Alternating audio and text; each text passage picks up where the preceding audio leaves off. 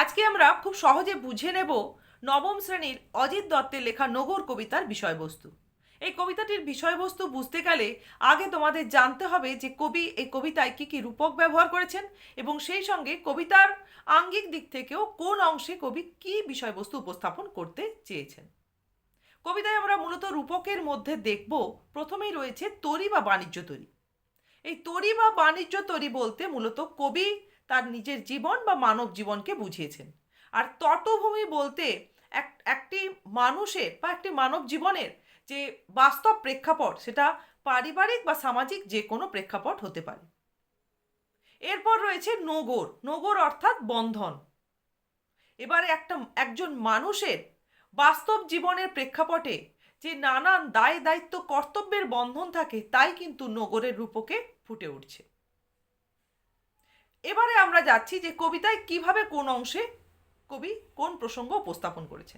প্রথম 4টে লাইনে আমরা দেখব কবিতায় কবি যে কি বলতে চাইছেন। কবিতায় কবির নিজের জীবন বা কবির মনের কি ভাবনা বা সেই নিজের জীবনকে নিয়েই কবি ভাবনার জগতে কিভাবে পাড়ি দিতে চাইছেন, কি করছেন, এটা বলছেন।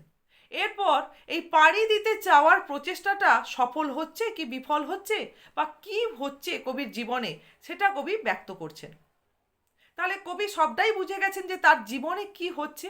তাই শেষের 4টে লাইনে কবি একটা যেন তার নিজের সিদ্ধান্ত প্রকাশ করছেন যে কবিতার বাস্তব জীবনটা কেমন বুঝেই গেছেন।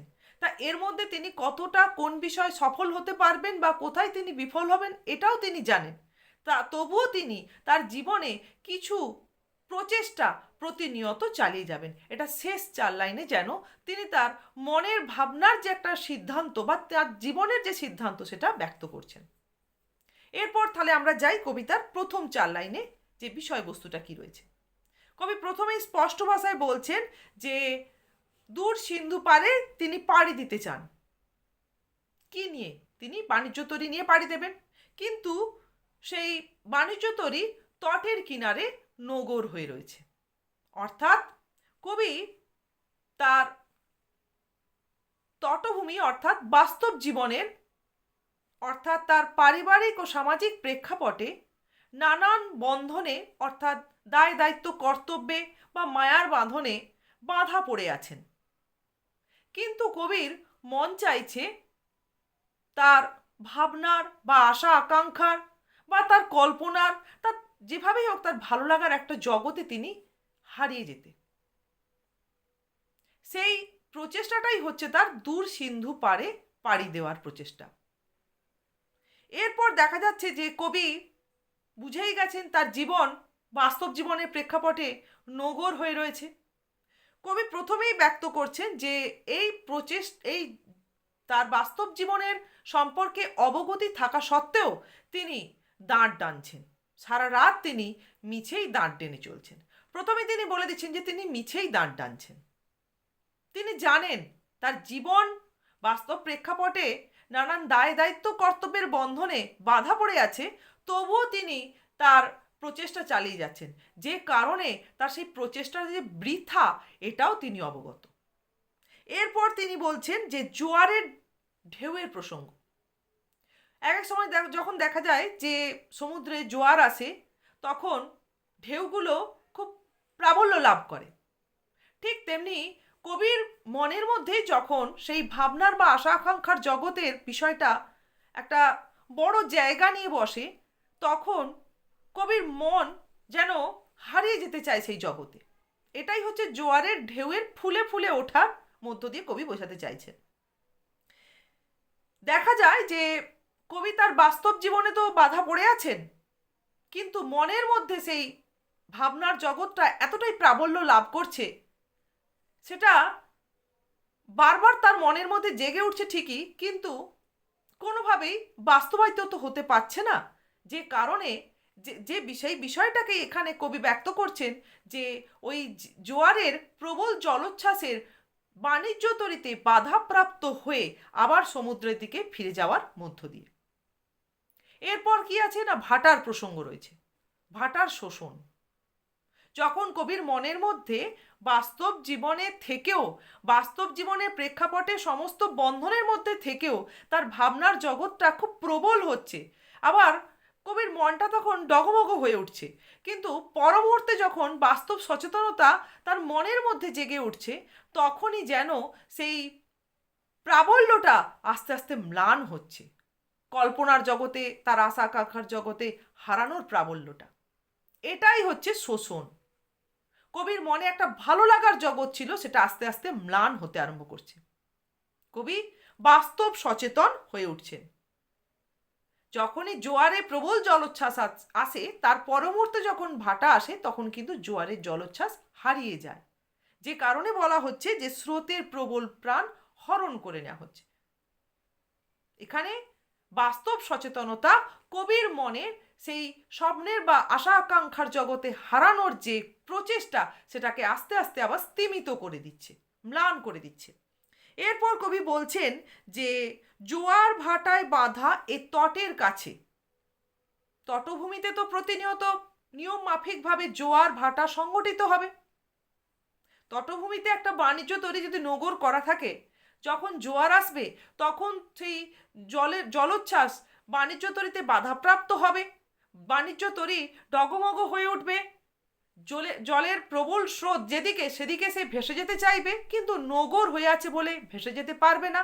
আবার যখন ভাটা আসবে, তখন সেই বাণিজ্য তরী বালু রাশির ওপরেই স্থির হয়ে পড়ে থাকবে। কবির মনের মধ্যেও যখন ভাবনার কল্পনার জগৎটা প্রাবল্য লাভ করবে, কবিও যেন উৎফুল্ল হয়ে উঠবেন তার সেই জগতে হারিয়ে যাওয়ার জন্য। কবির মন যেন বইতে আরম্ভ করবে, কিন্তু বাস্তবে তিনি বাস্তবের প্রেক্ষাপটেই নানান বন্ধনে বা দায়বদ্ধতার সূত্রে আবদ্ধ হয়ে থেকে যাবেন। এরপরে কবি বলছেন যে আমার বাণিজ্য তরী, যে এই প্রসঙ্গের মধ্য দিয়ে বলছেন যে আমার বাণিজ্য তরী বাধা পড়ে আছে।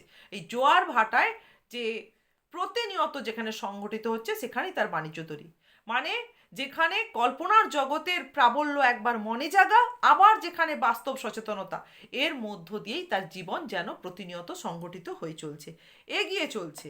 এরপর কবি বলছেন যতই না তিনি দাঁড় টানুক, যতই তিনি মাছ তুলে পাল বাঁধুক, এটা হচ্ছে কবির প্রচেষ্টা সেই বাণিজ্য তরীকে পাড়িতে নিয়ে যাওয়ার জন্য। কেন না তিনি দূর সিন্ধু পারে পাড়ি দিতে চাইছেন বাণিজ্য তরী নিয়ে।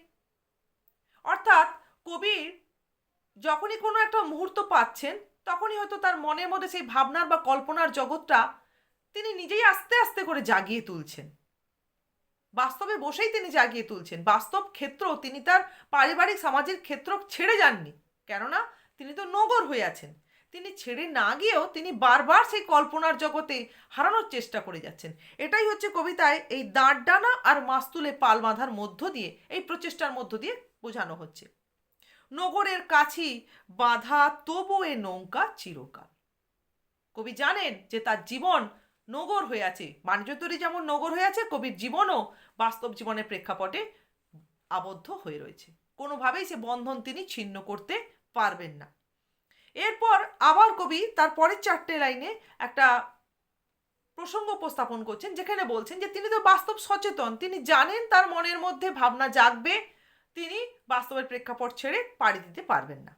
তাই যখনই নিস্তব্ধ মুহূর্তে যেমন সাগরের গর্জনটা প্রাবল্য লাভ করে সমস্ত প্রেক্ষাপটের মধ্যে, ঠিক তেমনি কবিরও জীবনে যখন একটা সময় আসে, যখন নিস্তব্ধতা আসে, যখন তিনি নিজে সমস্ত রকমের যে কোনো ক্ষেত্রই তিনি তার আর গতি নেই, যখন তিনি ধীর স্থির হয়ে বসেছেন, তার মধ্যে চঞ্চলতা নেই, তিনি একটা নিঃসঙ্গ নির্জন ক্ষেত্রে ধীর স্থির হয়ে বসেছেন, তখন কিন্তু ওই সাগর গর্জনের মতোই কবির মনের মধ্যেও আবার সেই আশা আকাঙ্ক্ষার জগৎটা ক্রমশ প্রাবল্য লাভ করতে আরম্ভ করবে।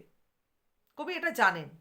কবি তারপরেই বলছেন যে কবির এই বাস্তব সচেতনতা, অর্থাৎ বাস্তব ক্ষেত্র যে তিনি ছাড়তে পারবেন না কোনোভাবে, এই স্বীকারোক্তিটা কবির কাছে যেন একটা বিদ্রূপ স্বরূপ ফিরে আসবে।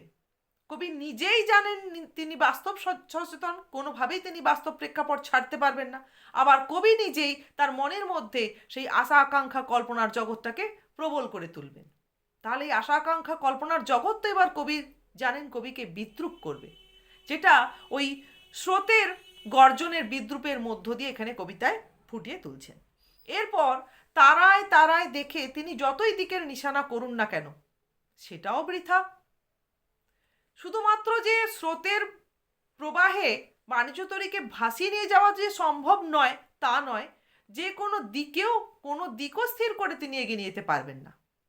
কেন না, বাণিজ্যতরী তো নগর হয়ে রয়েছে।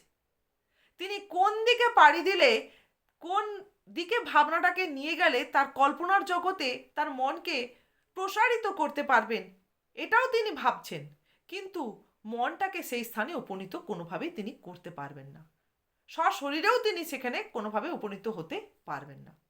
এটাই এই যতই তারার দিকে চেয়ে করি দিকের নিশানা, ততই বিরামহীন এই দাঁড় টানা অংশের মধ্য দিয়ে ব্যক্ত করা হচ্ছে। তাহলে কবি তার ভাবনার জগৎটাকেও যেমন তার জীবনে রেখেছেন, কল্পনার জগৎকেও যেমন তিনি কোনোভাবে অস্বীকার করেননি, সেটাকে স্বীকৃতি দিচ্ছেন, তেমনি বাস্তব সচেতনভাবে তার পারিবারিক সামাজিক প্রেক্ষাপটের তার দায়বদ্ধতা, দায়িত্ব, কর্তব্য, মায়ার বন্ধন সেগুলোকেও তিনি বজায় রেখেছেন।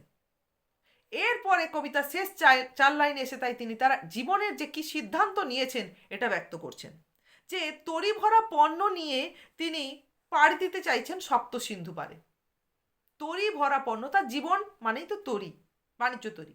তাহলে পণ্য কোনটা না, পণ্য হচ্ছে এখানে তার জীবনের সমস্ত দায়িত্ব, কর্তব্য, তার দায়বদ্ধতা, এগুলোই হচ্ছে তার জীবনের পণ্য সামগ্রী। এই সামগ্রী নিয়েই তিনি দূর সিন্ধু পারে, অর্থাৎ তার আশা আকাঙ্ক্ষার কল্পনার জগতে পাড়ি দিতে চাইছেন।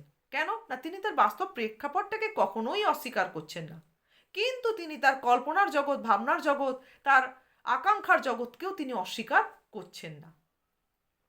তারপরে বলছেন নগর কখন তিনি জানেন না যে পড়ে গেছে সেই বাণিজ্য তরীর, অর্থাৎ তিনি সপ্ত সিন্ধু পারে পাড়ি দিতে চাইছেন প্রতিনিয়ত, কিন্তু তার জীবন কখন যে নগর হয়ে যাচ্ছে, অর্থাৎ তিনি যে প্রতিনিয়তই আবদ্ধ হয়ে আছেন এটা তিনি অবগত, কিন্তু যখনই তার মনের মধ্যে প্রাবল্য আসছে, পর মুহূর্তেই তার মনের মধ্যে বাস্তব সচেতনতা তার নগর হওয়ার, অর্থাৎ তার বন্ধন সম্পর্কে তাকে সচেতন করে তুলছে।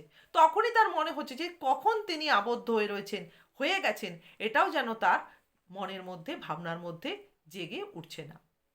এরপর শেষ দু লাইনে বলছেন সারা রাত তবুও তিনি দাঁড় টানছেন, তিনি তবুও দাঁড় টেনে যাবেন। কেন না, তিনি তো জানেন তার জীবন সেই বাস্তবের প্রেক্ষাপটে বন্ধনের আবদ্ধ হয়ে রয়েছে, যাকে তিনি কখনোই কোনোভাবে অস্বীকার করতে পারবেন না।